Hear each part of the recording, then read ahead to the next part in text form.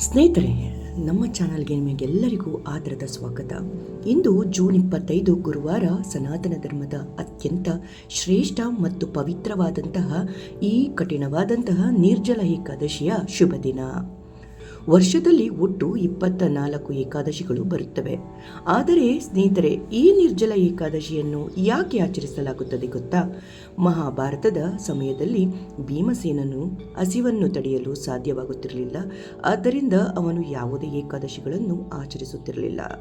ಆದರೆ ಅವನಿಗೆ ಮೋಕ್ಷದ ಪ್ರಾಪ್ತಿಗಾಗಿ ಅವನು ವೇದವ್ಯಾಸರಲ್ಲಿ, ನನಗೆ ಏಕಾದಶಿ ಮಾಡಲು ಸಾಧ್ಯವಾಗುತ್ತಿಲ್ಲ, ಆದರೆ ನನಗೆ ಮೋಕ್ಷ ಪ್ರಾಪ್ತಿಯಾಗಬೇಕು ಎಂಬುದನ್ನು ಕೇಳಿಕೊಂಡಾಗ ವೇದವ್ಯಾಸರು ಆತನಿಗೆ, ಈ ಒಂದು ಕಡು ಬೇಸಿಗೆಯ ಜ್ಯೇಷ್ಠ ಮಾಸದಲ್ಲಿ ಬರುವಂತಹ ಈ ಒಂದು ದಿನವನ್ನು ನೀನು ನೀರನ್ನು ಸಹ ಕುಡಿಯದೆ ಕಠಿಣ ಉಪವಾಸವನ್ನು ಮಾಡು, ನಿನಗೆ ಎಲ್ಲ ಏಕಾದಶಿಗಳ ಪುಣ್ಯ ಸಿಗುತ್ತದೆ ಎಂದು ಸಲಹೆ ನೀಡುತ್ತಾರೆ. ವ್ಯಾಸರ ಅಪ್ಪಣೆಯ ಮೇರೆಗೆ ಭೀಮನು ಇದನ್ನು ಆಚರಿಸಿ ಮೋಕ್ಷ ಪಡೆಯುತ್ತಾನೆ ಎಂದು ಪುರಾಣಗಳು ಹೇಳುತ್ತವೆ. ಅದಕ್ಕಾಗಿಯೇ ಇದಕ್ಕೆ ಭೀಮಸೇನ ಏಕಾದಶಿ, ಭೀಮ ಏಕಾದಶಿ, ನಿರ್ಜಲ ಏಕಾದಶಿ, ಪಾಂಡವ ಏಕಾದಶಿ ಎಂದು ಹೆಸರು ಬಂದಿದೆ. ಸ್ನೇಹಿತರೆ, ಈ ದಿನದಂದು ಉಪವಾಸ ಮಾಡುವುದರಿಂದ, ಭಗವಾನ್ ವಿಷ್ಣುವಿನ ಆರಾಧನೆ ಮಾಡಿ ಮಂತ್ರಗಳನ್ನು ಜಪಿಸುವುದರಿಂದ ಸಿಗುವ ಲಾಭಗಳು ಅಷ್ಟಿಷ್ಟಲ್ಲ.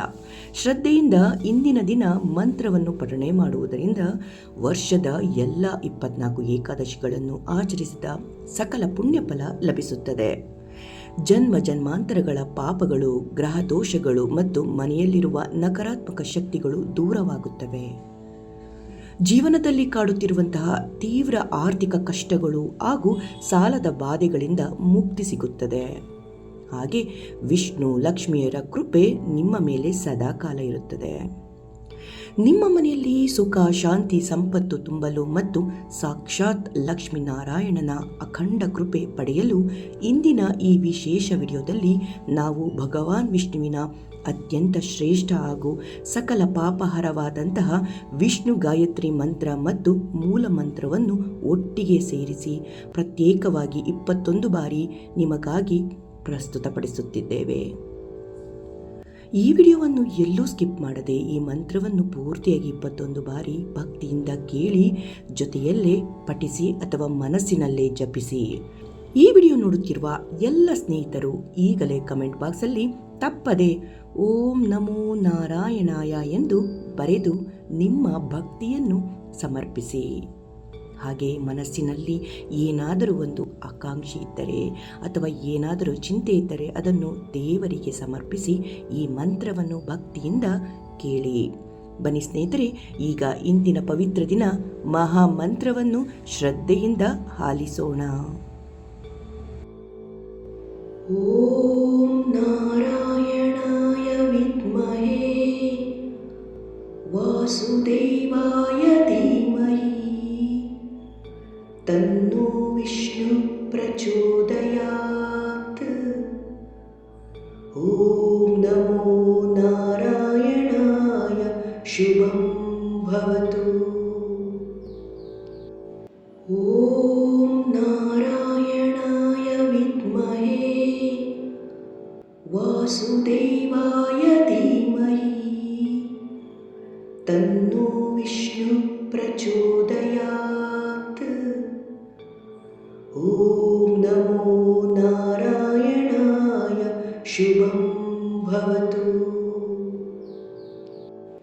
ಓಂ ನಾರಾಯಣಾಯ ವಿದ್ಮಹೇ ವಾಸುದೇವಾಯ ಧೀಮಹಿ ತನ್ನೋ ವಿಷ್ಣು ಪ್ರಚೋದಯಾತ್.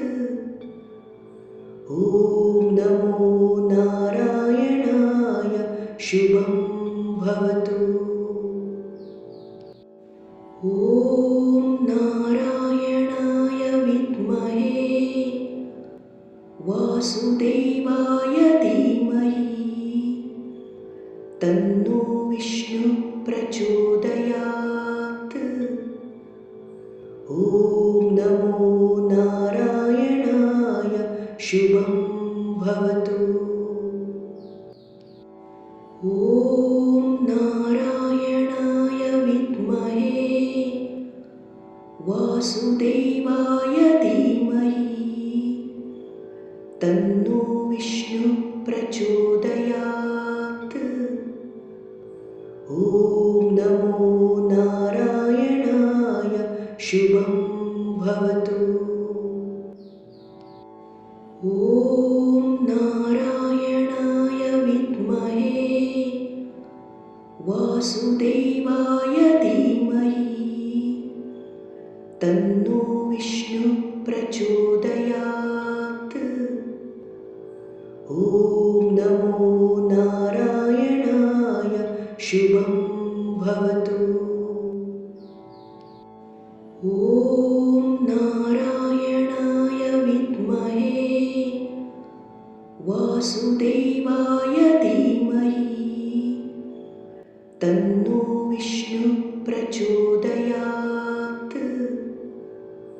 ॐ नमो नारायणाय शुभं भवतु। ॐ नारायणाय विद्महे वासुदेवाय धीमहि तन्नो विष्णु प्रचोदयात्। ॐ नमो नारायणाय शुभं भवतु। ॐ नारायणाय विद्महे वासुदेवाय धीमहि तन्नो विष्णु प्रचोदयात्। ॐ नमो नारायणाय शुभं भवतु। ॐ नारायणाय विद्महे वासुदेवाय धीमहि तन्नो विष्णु प्रचोदयात्। ॐ नमो नारायणाय शुभं भवतु। ॐ नारायणाय विद्महे वासुदेवाय धीमहि तन्नो विष्णु प्रचोदयात्।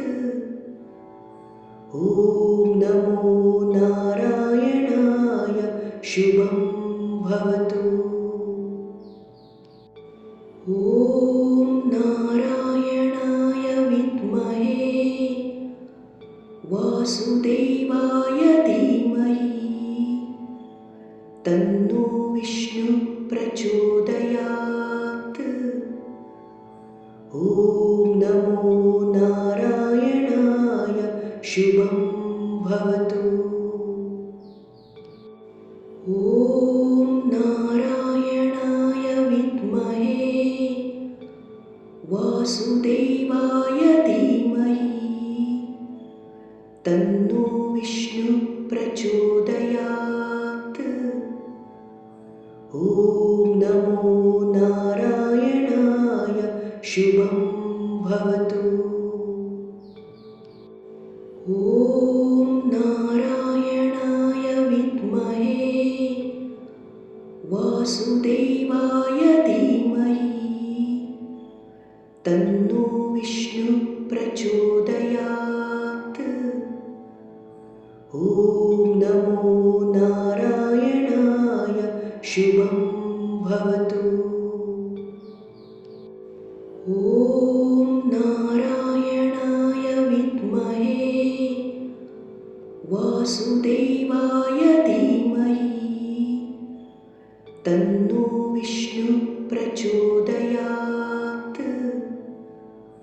ॐ नमो नारायणाय शुभं भवतु। ॐ नारायणाय विद्महे वासुदेवाय धीमहि तन्नो विष्णु प्रचोदयात्। ॐ नमो नारायणाय शुभं भवतु। ॐ नारायणाय विद्महे वासुदेवाय धीमहि तन्नो विष्णु प्रचोदयात्। ॐ नमो नारायणाय शुभं भवतु। ॐ नारायणाय विद्महे वासुदेवाय धीमहि तन्नो विष्णु प्रचोदयात्। ॐ नमो नारायणाय शुभं भवतु। ॐ नारायणाय विद्महे वासुदेवाय धीमहि तन्नो विष्णु प्रचोदयात्। ॐ नमो नारायणाय शुभं भवतु।